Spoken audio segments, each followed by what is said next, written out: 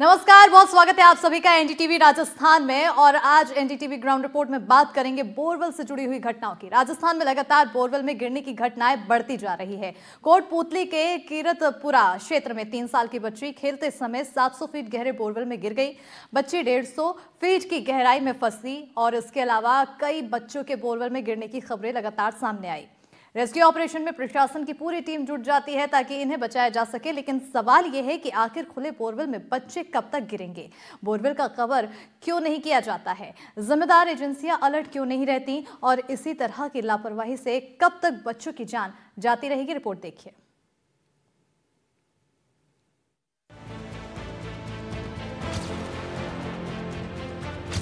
बात चाहे अलवर की हो, दौसा की हो या फिर गंगापुर सिटी की, हाल ही के दिनों में इन इलाकों में बोरवेल में गिरने से बच्चों, महिलाओं सहित किसानों की भी मौत के मामले सामने आए हैं।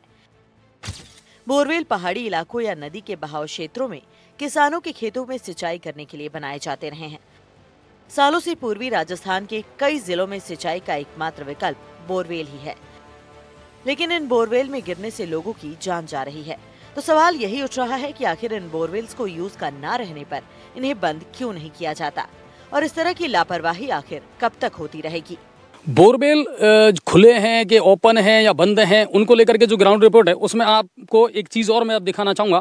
छावा ग्राम पंचायत में इस वक्त हम मौजूद हैं और ये जो बोरवेल है, अब आप देखिए, ये है असली खतरे की वजह।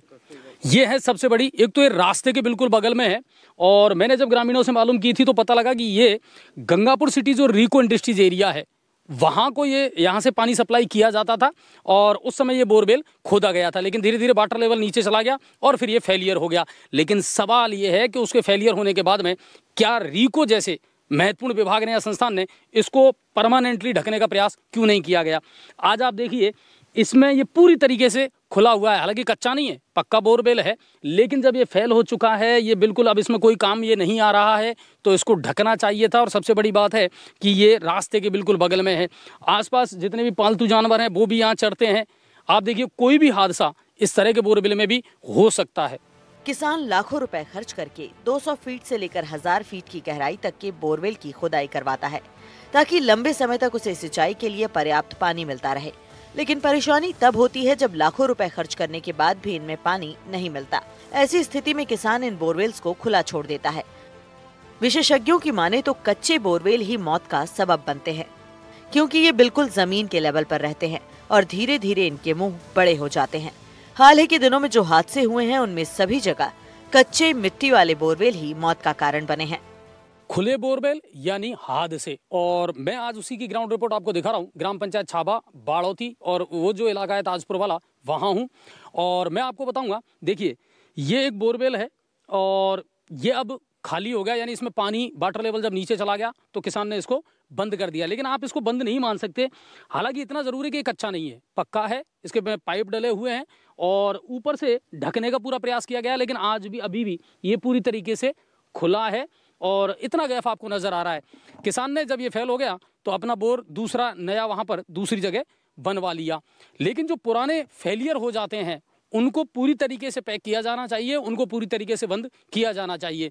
ये बोरवेल आप ये भी नहीं कह सकते कि खुला है और ये भी नहीं कह सकते कि ये पूरी तरीके से पैक है या बंद है। 300-400 फीट पे नीचे जाकर के जब पानी खत्म हो जाता है या किसान का वाटर लेवल, जमीन का वाटर लेवल जब चला जाता है तो फिर किसान नया बोरवेल करवा लेता है। लेकिन पुराने जो बोरवेल है उनको बंद नहीं करता, तब जाकर के हादसे होते हैं। कच्चे और पक्के बोरवेल का एक अंतर मैं आज आपको बताऊंगा। दूसरी सबसे बड़ी बात है कि आप इसको किस तरीके से ढकें, वो एक उदाहरण मैं आपको दूंगा और वो बताऊंगा। ये एक बोरवेल है, लगभग 400 से 500 फीट ये है और ये जल जीवन मिशन योजना के अंतर्गत लगाया गया था और ये पक्का है, यानी इसमें पाइप डले हुए हैं। और सबसे अच्छी बात यह है कि जब इसको उन्होंने ढका तो इसको जो लोहे का ऊपर का पतरा था उसको बेल्ड कर दिया ताकि कोई भी इसको हटा ना सके, ये छूट ना सके। तो इसको पूरी तरीके से पैक कर दिया गया है ताकि कोई भी हादसा अब इसमें नहीं हो सकता। और ये सबसे इंपॉर्टेंट चीज़ है कि बोरवेल अगर कच्चे छोड़ दिए, उनको ढका नहीं गया, तो फिर बड़े हादसे होते हैं। एक ग्रामीण हमारे साथ है रवि, उनसे भी जानने का प्रयास करेंगे। रवि, ये जल जीवन मिशन योजना के अंतर्गत कब बनाया गया था ये बोरवेल? हाँ जी सर, इसको 6 महीने के लगभग हो चुके। ये हमारे जैसे ग्राम पंचायत छावा में जैसे कच्चे बोर नहीं है सर, यहाँ पे पक्के बोर ही होते हैं जिनकी लगभग केसिंग 400 फीट के लगभग 500 फीट के लगभग पानी होता है यहाँ पे सर।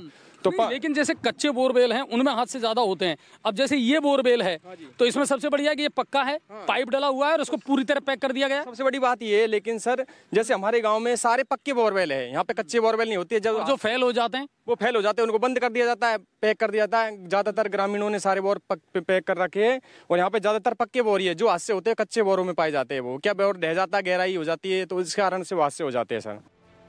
गंगापुर सिटी जिले में टोडा भीम, नादौती, बामनबास और बाटोदा इलाके में सबसे ज्यादा बोरवेल्स हैं। इनमें बामनबास और बाटोदा इलाके में ज्यादातर बोरवेल कच्चे हैं, क्योंकि रेतीली जमीन होने के कारण ज्यादातर बोरवेल फेल हो जाते हैं और किसान उन्हें खुला छोड़ देते हैं।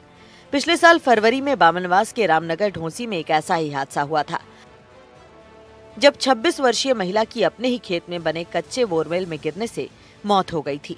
महिला को लगभग 7 दिन की कड़ी मशक्कत के बाद मृत अवस्था में बाहर निकाला गया था। इस घटना के बाद प्रशासन ने अभियान चलाया, रिपोर्ट जुटाई और खुले बोरवेल बंद करवाए गए।